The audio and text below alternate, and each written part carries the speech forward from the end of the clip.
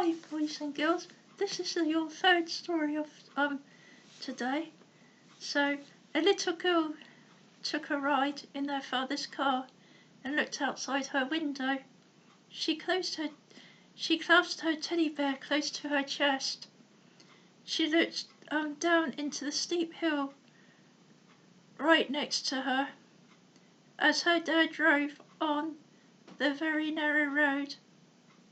All of a sudden, the world turned pitch black. Her dad was not prepared or even aware of the darkness what was coming over the earth.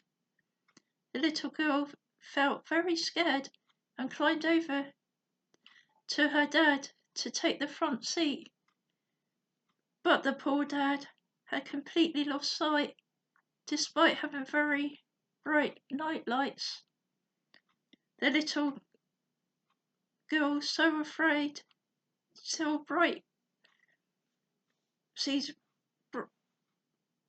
bright, waving like arms, and a sinister creature come out of nowhere.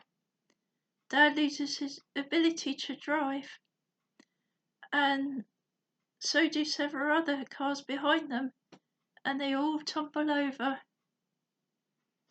To the other side, the little girl screams in her dad's ears, such a high-pitched sound that burst his eardrums.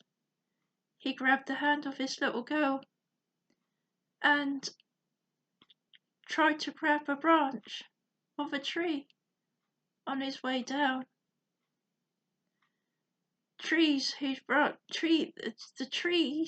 branches of the tree acted like arms and grabbed them, both the father and the little girl, by the ankles to stop them from falling and falling and falling.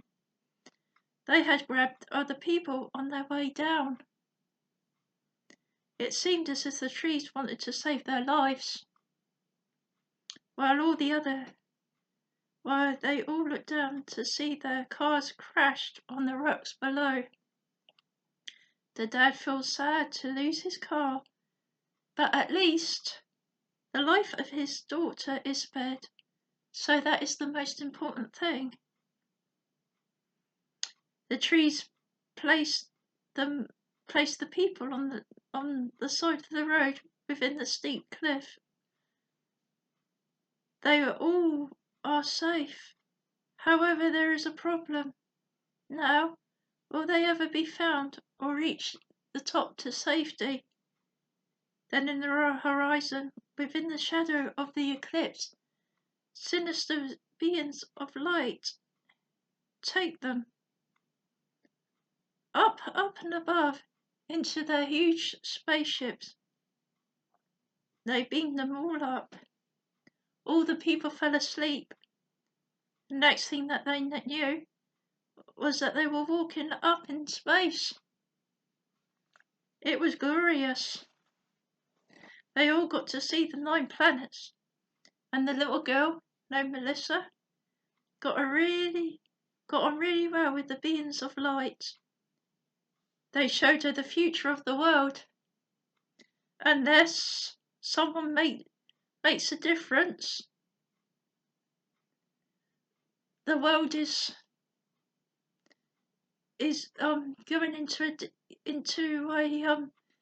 a deep dark place. They taught her about science and maths. She learnt more from the beings of light than from any adult, teacher, parent, and all of her school life put together. After the beings of light took all the people back to their home to safety, Melissa grew up a remarkable child, then adult. From being a child she went from being a child with having very bad grades due to her mother's death. But after seeing the beings of light, she became so quickly advanced academically and in her class, to the astonishment of her teachers, exceeding in maths and science. She grew up to be a scientist and an environmentalist, who would help save the conditions of the earth and animals and all the people living on it. And that is the end of the story. So the message there is to, please look after the world and do much that you can to look after the people, the animals, and the environment, because there might be divine beings. In actual fact, there is divine beings out there.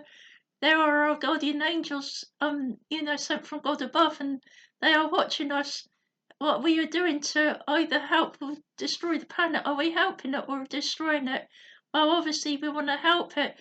And that's the message for you today, to do our best in looking after God's world, because we have a responsibility for that because we are his stewards. God bless you, and I hope you all enjoyed that.